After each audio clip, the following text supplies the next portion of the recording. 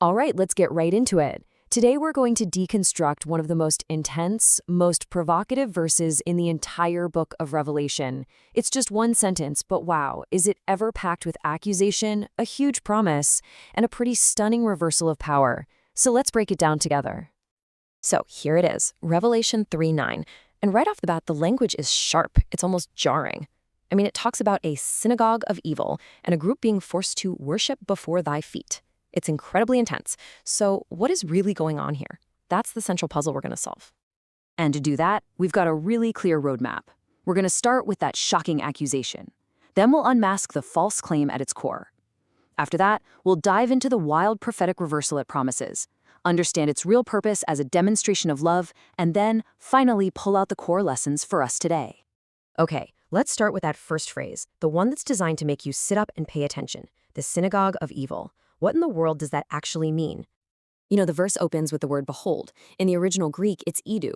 And this isn't just a casual, hey, look over here. It's more like a divine command. It's God saying, stop everything. Pay attention. You need to witness the gravity of what I am about to do. It's a huge signal that something profound is on its way. Now for that term, synagogue of evil. This is so important to understand. The word synagogue itself just means an assembly or a gathering. So this isn't targeting a specific building or even an ethnic group. No, it's exposing any religious group that claims godliness on the outside, but is spiritually rotten on the inside, where their actions and their words just do not match up with the truth. And this whole idea of a false front, of pretending to be one thing while you're really another, well, that leads us directly into the central conflict of this verse, the clash between the identity someone claims and their actual spiritual reality. The verse gets right to the heart of it. It says they say they are Jews and are not, but do lie. Now let's be super clear, this is not about ethnicity. In this specific context, being a Jew means having a covenant identity with God. So the verse is aimed at people who are claiming to be the people of God, but inwardly, the reality is all about deceit. And this contrast is a major theme throughout the Bible. The source material points us over to the book of Romans, which draws this really sharp line between two kinds of identity. You've got the outward stuff, heritage, titles, going through the motions of rituals. But then you have the inward identity, which the text argues is what really matters, a genuinely transformed heart and a real living faith. I mean, this idea gets reinforced over and over. Jesus himself confronted religious leaders who had all the right outward titles, but flat out rejected the truth. He told them point blank that their spiritual allegiance wasn't to God, but to falsehood itself. Okay, so right in the middle of the verse, everything changes.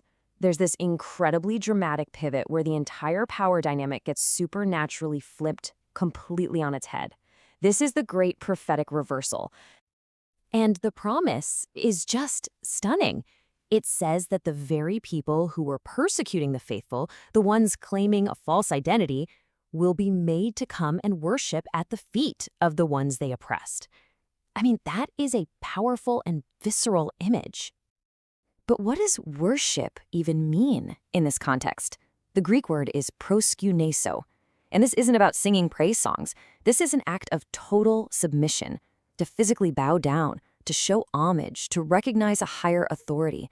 It's about the complete bending of the will.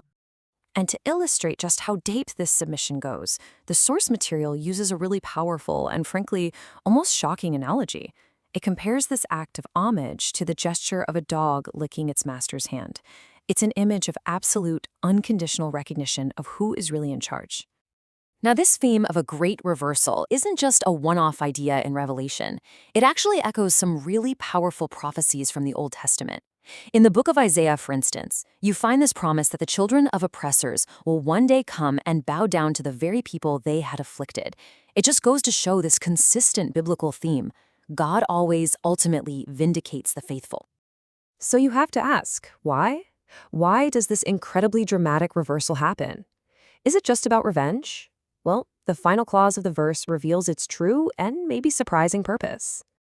The whole reason is spelled out right there in the text. This entire event is orchestrated so that these false claimants will know that I have loved thee. All of a sudden, the focus shifts from their submission to God's public declaration of affection for his faithful people. And that word for know here is gnosin. This isn't just about having some intellectual knowledge like knowing a fact. No, This is an experiential recognition. It means they will witness God's action with their own eyes and be forced to acknowledge a spiritual reality that they had denied. It becomes completely undeniable. So, at the end of the day, this is not about petty revenge. It's not an I told you so moment. It's about the public vindication of God's love.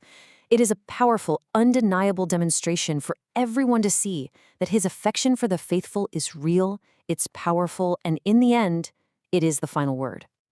So, we've taken this ancient verse apart. Now, let's put it all back together and distill what it means for us today.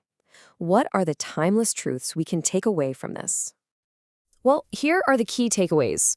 First, true identity in God is a spiritual thing. It's not based on your heritage or your titles. Second, just claiming to have faith without living in truth is a dangerous falsehood. Third, God always protects and vindicates the faithful. Fourth, real worship has to come from the heart.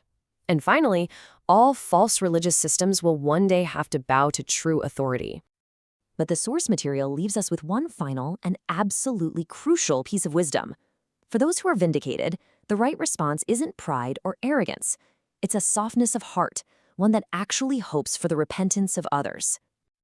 And that leaves us with a pretty big question to think about. In a world that is so full of outward claims and people putting on a show, how is true faith actually revealed? How do we recognize it? And more importantly, how do we live it out? It's a question this verse forces us to ask, and honestly, the answer is more relevant now than ever.